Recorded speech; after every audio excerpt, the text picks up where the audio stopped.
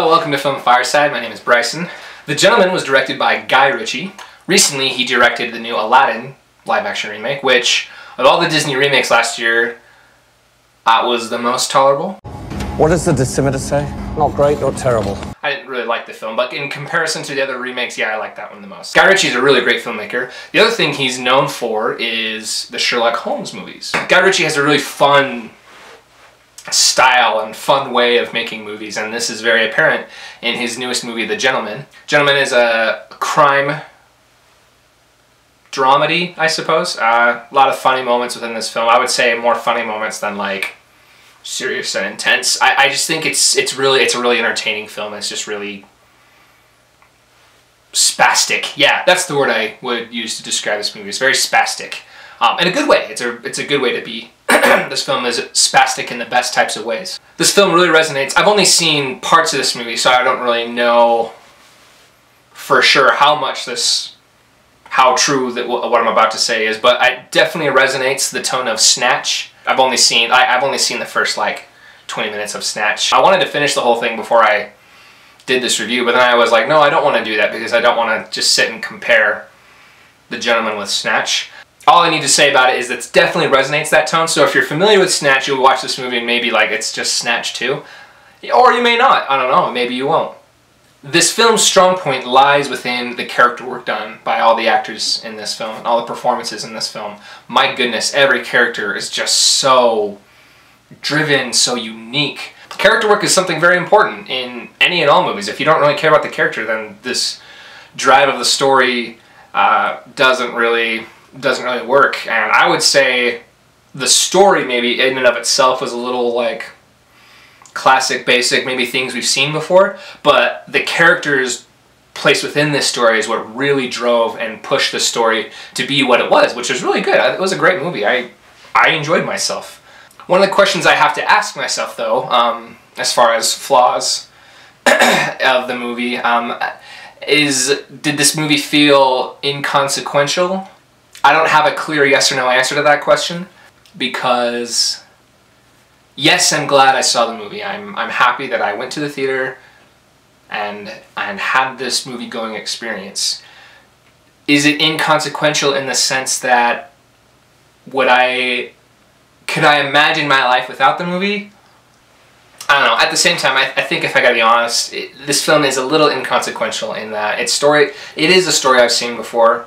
And while I really enjoyed the characters and the performances in this film and was really entertained by that, I don't know if this film was that consequential for me. As far as recommending others see it, yeah, if you like crime dramas, if you're into that, absolutely go see it.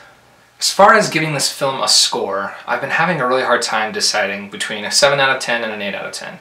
Because the character work and everything the characters do within the story, that's 10 out of 10 work for me. I'm all for that. Other aspects of just the structure of the story were and felt very inconsequential.